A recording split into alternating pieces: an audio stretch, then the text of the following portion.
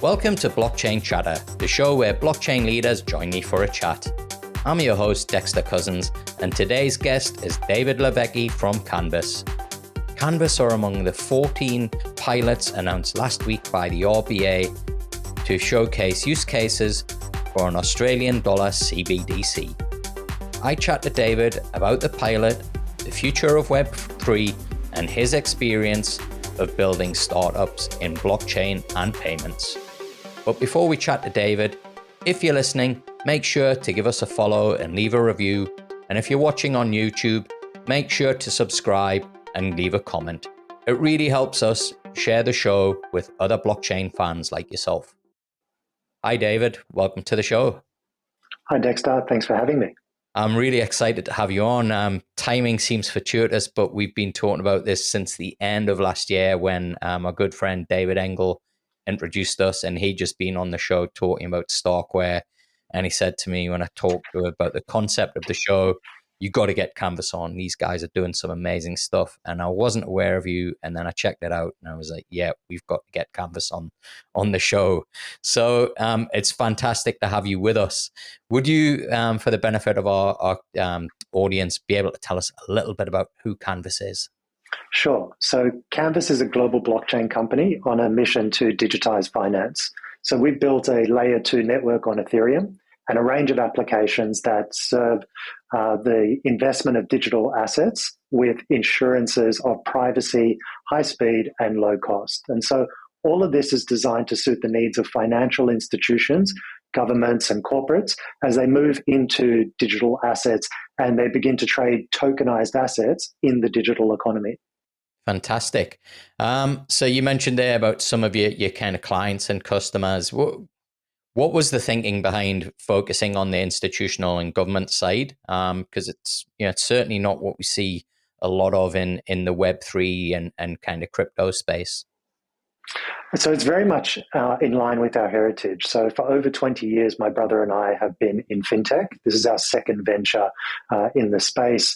And our last business, we were working with banks all around the world, providing them with on-demand SaaS solutions around FX and payments. And so really, we understand the space of working with financial institutions. It definitely doesn't move as fast as other client types, but we know that that's where actually the volume is, and that's where the next wave of adoption is, and that's where we want to focus on bringing the infrastructure that's needed to onboard those users and volumes that are really where the space is going.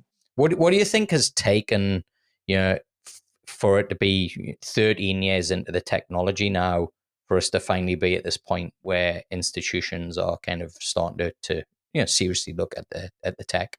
I think it takes a long time for a technology to mature and also prove itself. Institutions have to manage risk a lot, and that across a range of different areas and across a range of different facets. And so they're not the first to adopt new technology. They need to mature and be proven. And that's a very slow cycle. And it also takes time for them to integrate and change applications. It's like trying to change out the engines on an A380 while it's mid-flight. And so these things move slowly, but when they do, it's a big uptick in volume and growth because they present a paradigm shift. And just how big is the problem that you're solving, David? So when you look at traditional finance across a range of different areas, so if you look at the foreign exchange market, there are trillions of dollars traded daily. And so when you move that from traditional fiat currencies and platforms into digital assets and digital currencies and CBDCs, that's an enormous opportunity in and of itself. If you then look at the natural extension and a counterpart to foreign exchange is remittances. Remittances are hundreds of billions of dollars a year moving all around the world. Then look at payments. Payments as well is trillions of dollars, electronic payments. So all of these areas. And then if you look at the tokenized and securities, digital securities, the amount of volume that's traded on the Australian Stock Exchange or on the New York Stock Exchange, NASDAQ, these are all going to move to tokenized based structures over time, this is trillions of dollars. Yeah. Yeah. And I guess, look, it seems like a crazy question, but the problem that you're solving, what are the limitations of Web 2, and why do you see Web 3 as being the kind of solution to the problem? Sure. So Mark Andreessen has an interesting quote where he says that the original sin of the internet is where they didn't put money on it. And if you look at the way that money moves today, and we've got a lot of experience in this area coming from an electronic payments background, is that information and value or money move separately.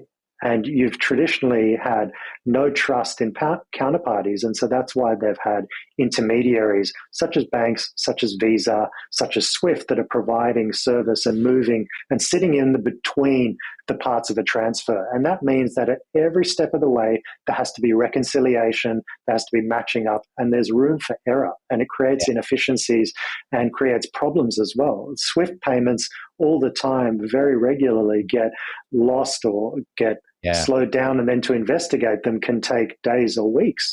And so and when we look at, say, a blockchain-based structure, I can send you a value, I can send you money instantly, direct, and it settles with finality just instantly. And so this is what's not possible in Web 2, given that you can't really send value directly from one person to another. And so I think this represents all of the blockchain represents a paradigm shift and a dramatic improvement over what we've done in Web 2.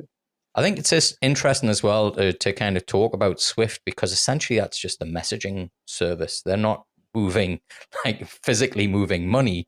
What have you kind of seen, with the emerging technologies as to, I guess, one, kind of how scalable it is to, so, we've talked about trillions. I think scalability has always kind of been an issue up until recently, but also, kind of the challenges of, Swift's a really powerful organization that's got a lot to lose. Like the challenge of actually, getting, kind of challenging that, those types of organizations. Yeah, it's an immense challenge. The network effects are extremely strong, and these companies have been built up over decades, and the networks have been built up over decades. It's very powerful that you can tap your Apple Pay or you can tap your Google Pay almost anywhere in the world, and it'll just work. But you're right; it's very surprising, and what people don't really understand is that when you do tap your Apple or Google Pay at the supermarket or the coffee shop, the money doesn't move to the merchant instantly, and particularly if it's cross-border, there's this whole web of processes where it actually takes days for the money to get to the merchant, and it costs quite a lot of high fees. And so Ethereum blockchains like Ethereum present a very interesting solution, a very compelling solution to the problem, but they do have challenges around scalability and privacy, cost of transactions, and really that's what we look to solve with the infrastructure. That's what we're looking to solve for, particularly to bring that next wave of adoption. The way that we do that is by building a layer 2 network on top of Ethereum that gives that allows for transactions with the assurances of privacy, high speed, and low cost. I think about my mum trying to navigate a MetaMask wallet and send money rather than using a Revolut app. And I struggle to see, kind of how from a user experience, you're going to get that billion extra users into it. What is it that Canvas is doing from a usability perspective to onboard that next billion users? Sure. So we're really focused on building very simple SDKs and APIs that those financial institutions like Revolut, for example, like you gave, that they could integrate us very easily and without having any knowledge around Solidity development or blockchain specific domain languages, they can very easily change the rails that they're using to transfer value, to trade assets, and to invest and integrate into their workflows. And so that's where we see that we can solve that usability issue. It's as you said before, there's a huge network effects, and people are probably pretty happy with the apps that they're using and they don't want to change. And so what we focus on is saying, okay, you can remain where you are, and underneath the hood, the rails that are being used are moving over to blockchain. I think that's really going to be the change over the coming years, that from an outside perspective, from a consumer perspective, you might still be using the same apps. You probably still will be using the same apps, but you'll see an increase in speed. You'll hopefully see a reduction in costs and just better services that are otherwise not possible today. Yeah.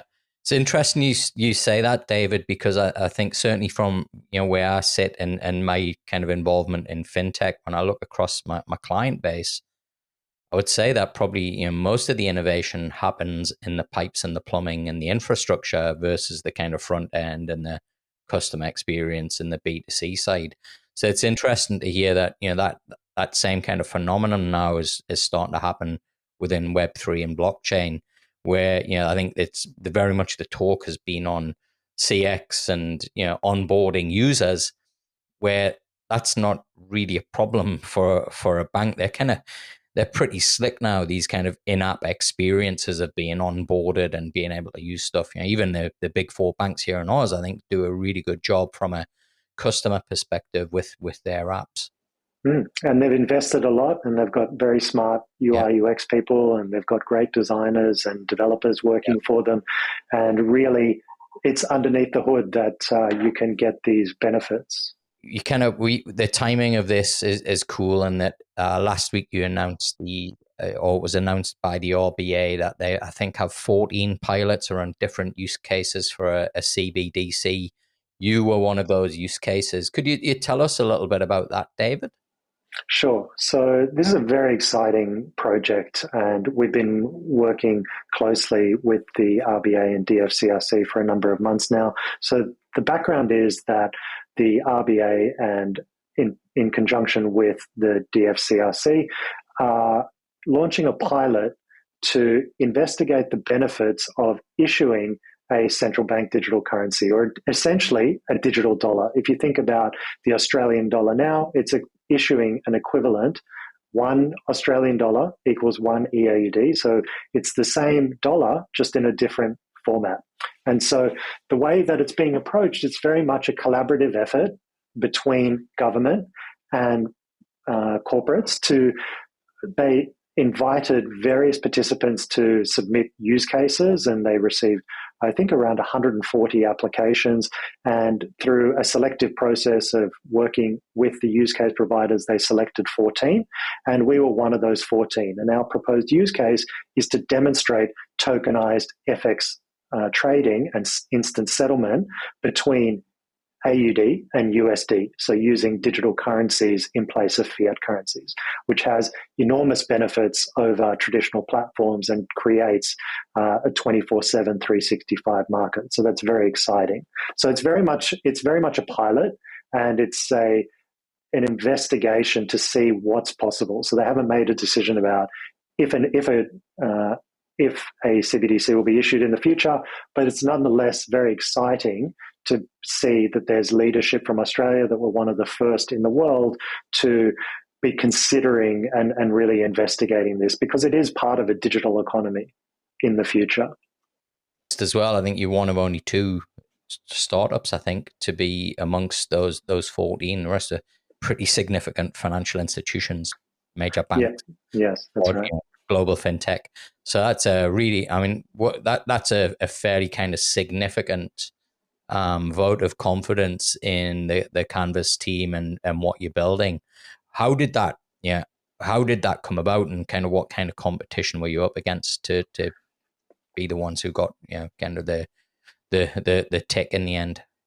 Sure. So as soon as we started reading in the media and reading online that this project was coming up, we were very interested to participate and put our hat in the ring.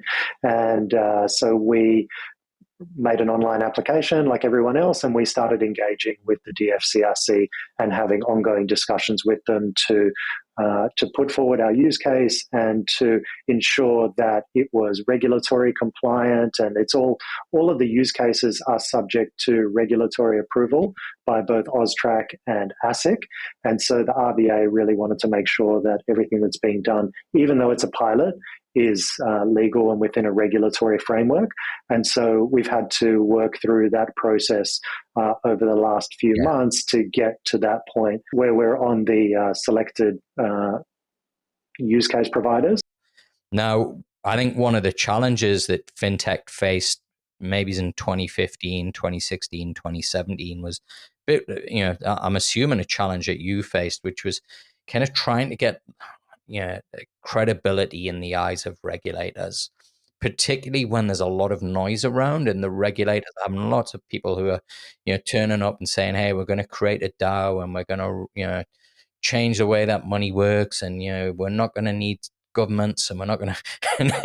It's kind of and it takes me back to fintech in 2015, where it's kind of the regulators every day were meeting with some 23-year-old who was going to Uberize banking, and thinking, how have you gone about kind of getting that credibility with the regulators, and what's your view as to where the technology and the kind of the sector is at now here in Oz? So we believe regulation is a net positive for the space, and so we're happy to engage with the regulators, give feedback, and provide our insight and show that this is not essentially a net replacement for finance, and we're not going to destroy banks and get rid of them or anything like that. But really, we should inform and provide guidance on this new technology and what are its applications and what are the benefits and how it can be operated and integrated as part of the legal framework that governs finance, which is very important for everyone and actually for the functioning of society, and is really the antithesis of everything that we've seen over the last couple of years. So we're happy to engage, provide insight, and work with regulators both here in Australia, such as participating in the Treasury token mapping exercise and speaking with the senators, and with ASIC and AUSTRAC about how the space and our company operates, and then on a global basis as well.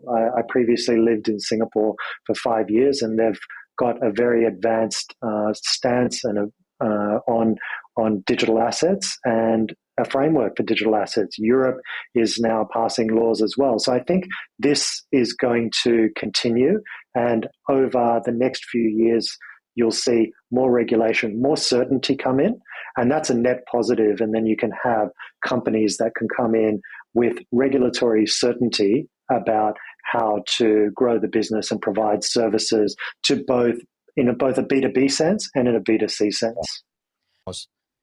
We're coming to a wrap up, David, but before we do, which is there a region, country at the moment that's got you really excited around blockchain and Web3? I think this is a global opportunity. And so in the same way as e-commerce and the internet was a global opportunity, this movement towards digital currencies, CBDCs, tokenized assets is going to happen on a global basis, given that finance is global. And so we think from day one, always, to be a global business. We were at Pure Commerce, and so are we at Canvas as well.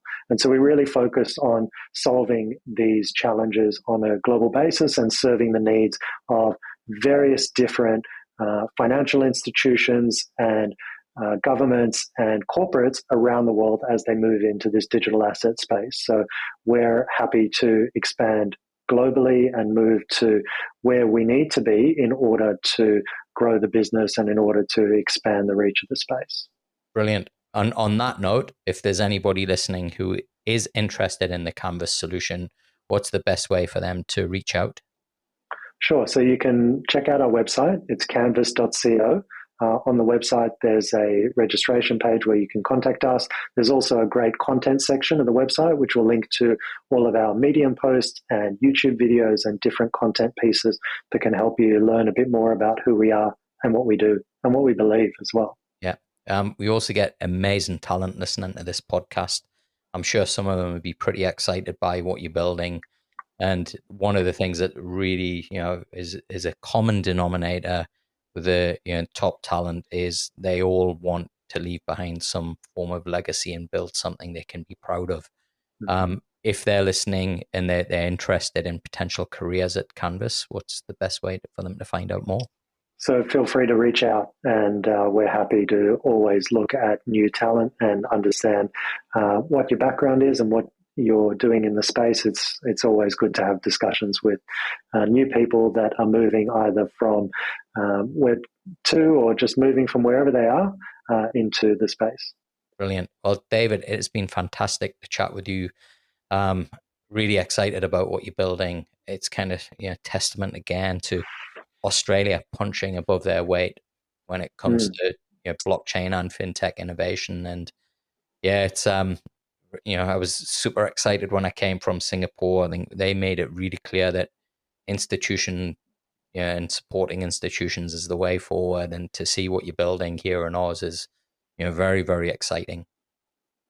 Thank you. I also felt energized after coming back from Token 2019 and seeing such a huge turnout and seeing that this is there's a real movement and it's going to happen. It's going to take time, but it is going to happen if you have the patience and the stamina and the willpower to get through it. Brilliant. Well, thanks for listening, folks. You can connect with me as always, Dexter Cousins on LinkedIn and Twitter. If you're coming back, thanks so much for your support. And if you're new to the show, make sure to follow us and leave a review. And if you're watching on YouTube, hit subscribe and leave us a comment. It really helps us in connecting blockchain fans like you